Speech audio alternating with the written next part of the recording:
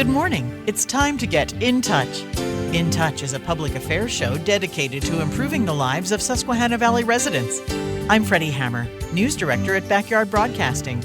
Grief affects each of us differently, with feelings of loss coming and going without warning, even many years after a loved one has died.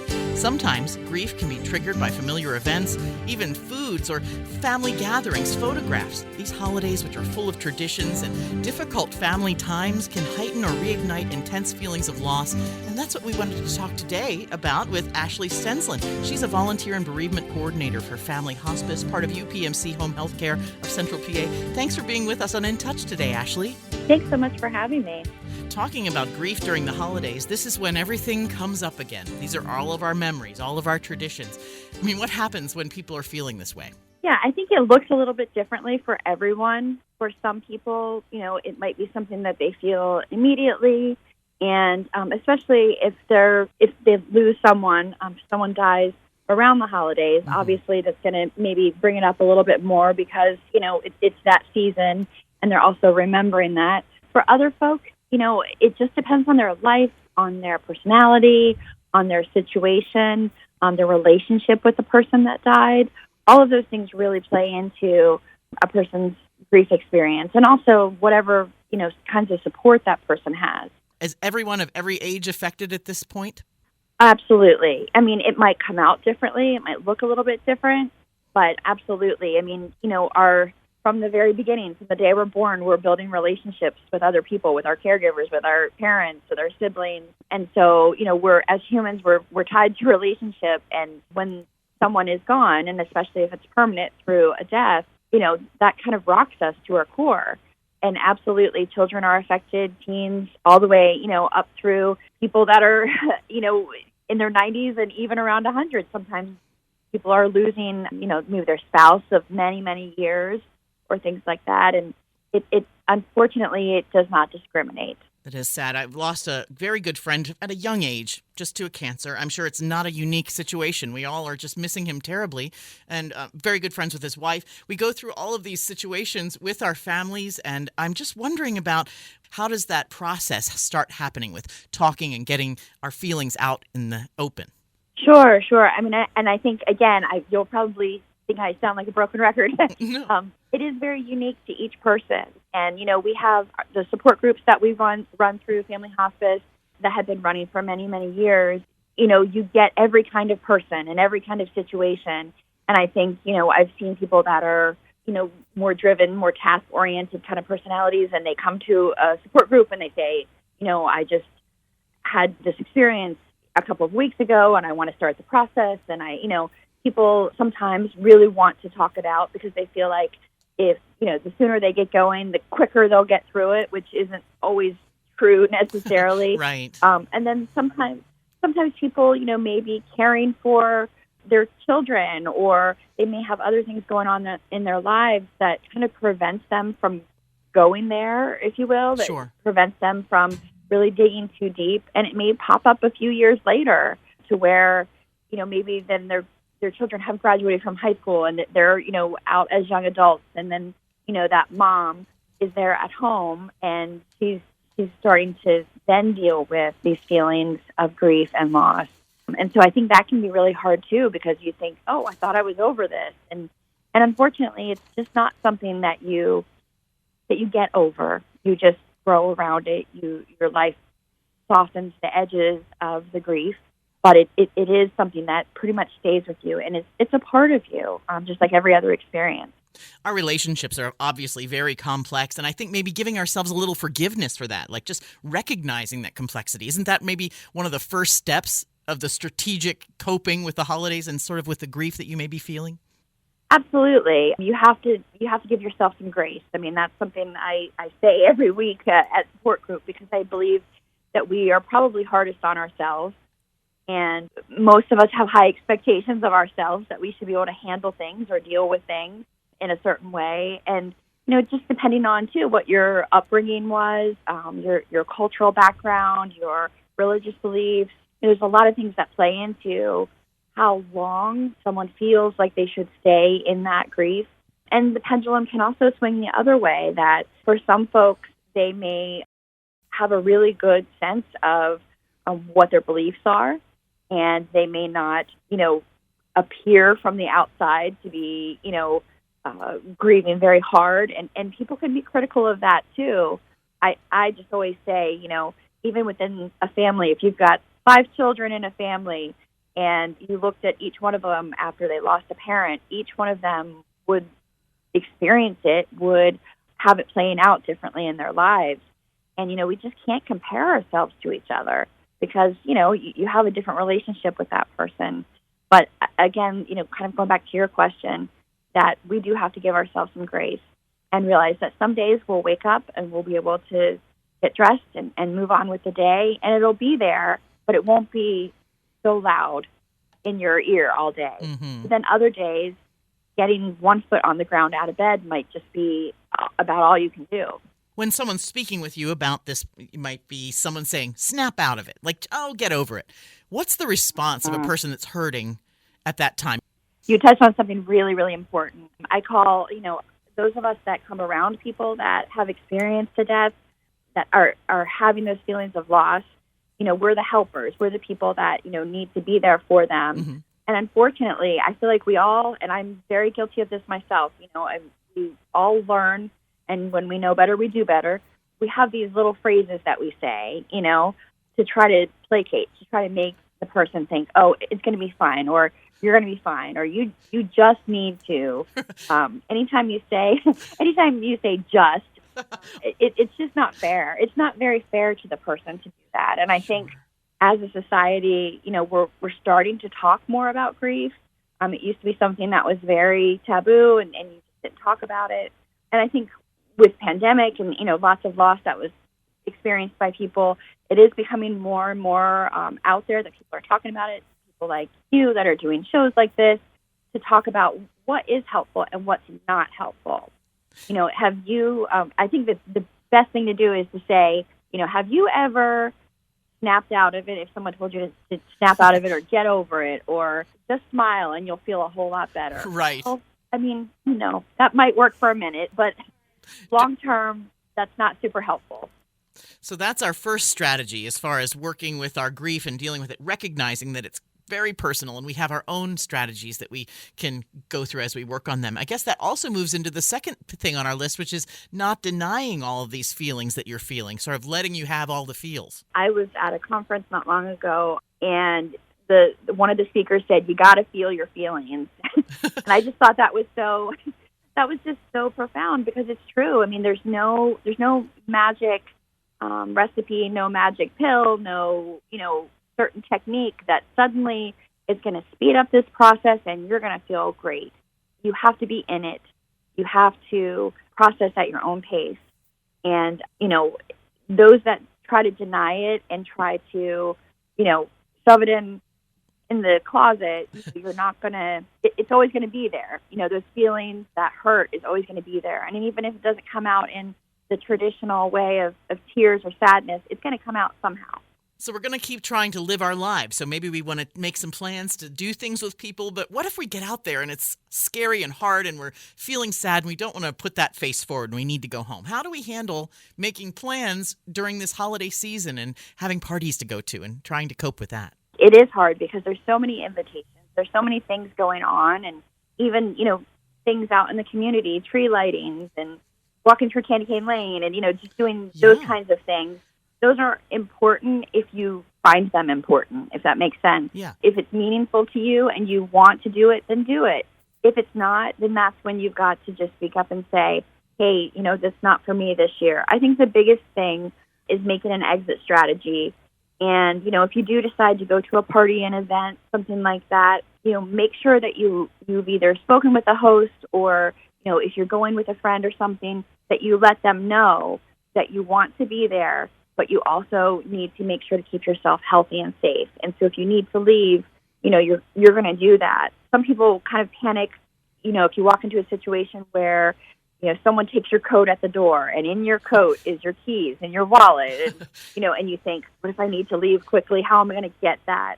I think that's one of the hardest things about making a quick exit is, knowing where your stuff is so you can leave And also, making sure you have a ride, whether that's you driving separately so you have your own vehicle, or just knowing that you can call a friend or call an Uber or whatever it is.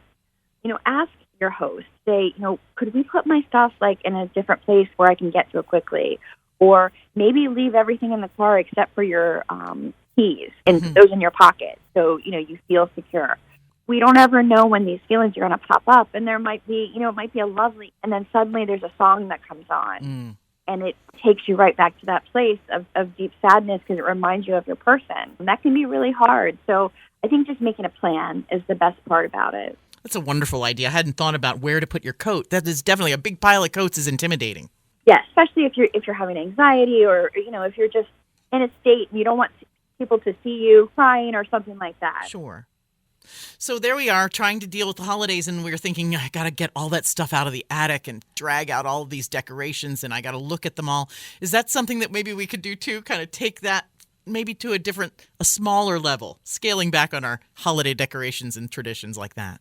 I've spoken with people that just say, nope, not going to do it, can't go there. And it might be disappointing to family members, but I think it's okay to explain and just say, it's too hard for me right now.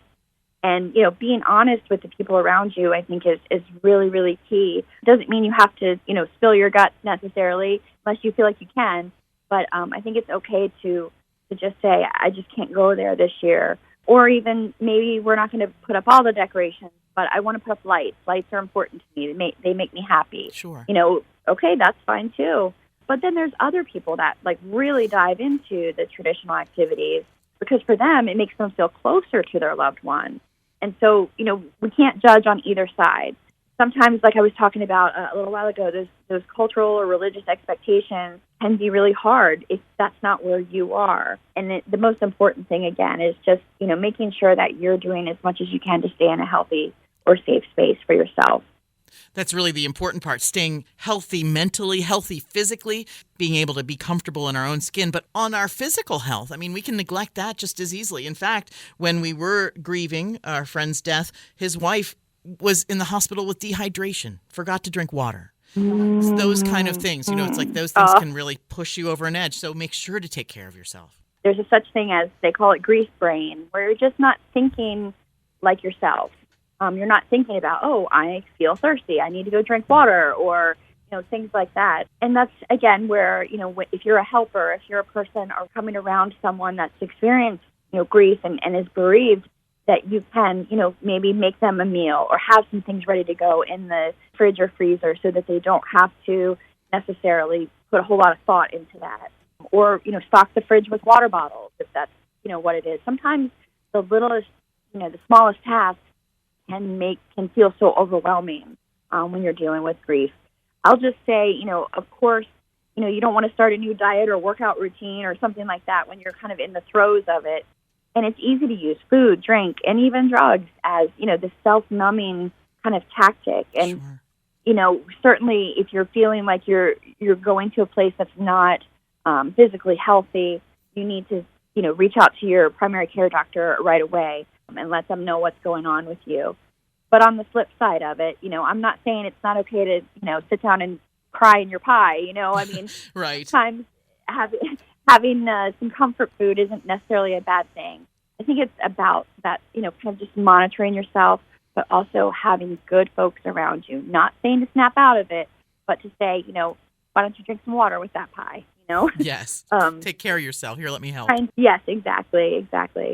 Not necessarily the grief feelings, but in my past when I've been dealing with a difficult issue, someone will say, forget yourself and serve others. And that always seems to bring us out of a situation. Can also be applied as a grieving person. Helping someone else can take you away from the thinking I'm thinking. I would say for some people, not for everyone. Okay. You might not be in the right frame of mind to do that, or if that's not something that you've ever really done in the past, it's not you. But that doesn't mean you can't help in other ways, or that you can't help down the road when you're feeling more like yourself, or when it just seems like the grief is a little softer in your life and in your heart. I think that it could even be physically, the physical volunteering part, but you could even donate items. I've spoken with people that have said, I don't want to get rid of my husband's things, but I know that he's he's never going to wear these work coats again. Sure. So I gave them to, Family Promise or, something like that. Those didn't have sentimental value, and all they're doing is taking up room in my closet. And that made that person feel good. That might not be for everyone, but there are different ways that you can help others. Certainly there's people that, donate to certain organizations and things like that. Maybe you enjoy baking, and maybe that's a way that you want to help out. You can't do the face-to-face thing. You're not, ready to do that, but you can do some baking for the soup kitchen, or or your church organization or something like that. I think that's part of it. Another part of my job is coordinating volunteers for hospice, and I have a lot of people contact me that want to volunteer because they had a loved one that was either in home hospice or in the gatehouse or something, and that makes them want to volunteer in that context because they know that it was an important service. And so it just depends on you. It depends on where you're at. However you feel that you can connect with the memories of your loved one, it makes sense. Those new traditions, it sounds like you're saying, like create some new memories would be something that we could do to cope a little bit more with the grief if we're ready, I think. Absolutely. And creating new traditions, it might not be something that you feel like you can do the first year, and that's okay. But I think when the time is right, recognizing that you can experience hope and think about the future, even while you're still grieving. Oftentimes I'll have people say to me, I felt so guilty. I was smiling, or I felt so guilty. I was really laughing hard. And we have to remember that, hope or joy or happiness and grief are not mutually exclusive. You can experience both. They can both exist in the same space. I mean, that's the complexity of us as humans, that we can, experience many different things in the same space. So new traditions, I think, are a great idea because it does remind you of kind of looking forward to the future and looking at the past with love as well. Yes. Like we don't have to do it exactly the way the TV tells us to do it. We have all kinds of things, and we can do it as slow or as fast as we want. For sure. And I think, that kind of goes back to a little bit earlier when I was talking about finding your people, who your helpers are. Sometimes they're family members, and that's great. And sometimes family is hard. I mean, we all have complex relationships within our families. But you need to find the people that you can talk to, you can have as a sounding board. And whether that's family or current friends or new friends, your church group, if you decide to find a support group, find the place where you feel that you can be yourself and share without worrying. I think it's lovely. My father passed in 2020, not of COVID, but during the COVID time. And my grief was taken care of a little bit by making a video, by sharing memories of my father with others. And it looks as if that's one of the things that we can do to help ourselves. One of the strategies is sharing the story of our loved one with other people. What a great idea. Photos and video I'm so glad we live in a time where we have such access to, being able to do things like that. Video collage and, different photos and things, because it is meaningful. And sometimes you can just kind of take yourself back to that moment when that picture was taken. And, I remember this, Dad was so excited when, this happened, or, whatever it is. And I think, when you have people around you that understand that this is, maybe you can't talk about it, but working on the video is helpful, or, whatever it is. I think just finding those people that, will understand that you're working through it one step at a time, and sharing your stories is huge. We encourage people, especially in support group, to say their person's name. Say their name as many times as you need to say it, because I think oftentimes we kind of close that off, and, nobody wants to be unhappy. So we just kind of, if we act like that we're not going to talk about it, if we act like it doesn't exist, then we won't be sad, and that's ridiculous. We're made to heal. Yes, exactly. So, sharing their story, I think, is a great way to remember that person. I also thought maybe people feel like, I'm not bad enough to go to counseling. But maybe counseling, even at a very small discomforts, can really take us to a better place. Is counseling something that maybe at this time is something to think about early on? I think that's a great question. Seeing a grief counselor or a regular counselor, a lot of people call in and say, can you help me find a grief counselor? And what we provide through Family Hospice is support groups. And we also, we tell people there's many counselors in the area. It doesn't have to be a specific grief counselor, because a lot of times, there's other things going on in your life too. It's not just about the grief. And so there's, different ways that you can kind of approach that. And, with support groups, you can always try it out. And if it doesn't work, then, okay, then you go on to the next thing. But, we have several groups. We have a morning group on Wednesdays over at the YMCA at the Life Center. And we have an evening group on the second and fourth Wednesday evenings at Divine. And, there's other groups in the community as well. There's church groups that do kind of a biblically based program called Grief Share. There's, I know some of the funeral homes will do different, like maybe 8 or 12 week kind of grief support type things. Oh. The Vet Center has done things in the past.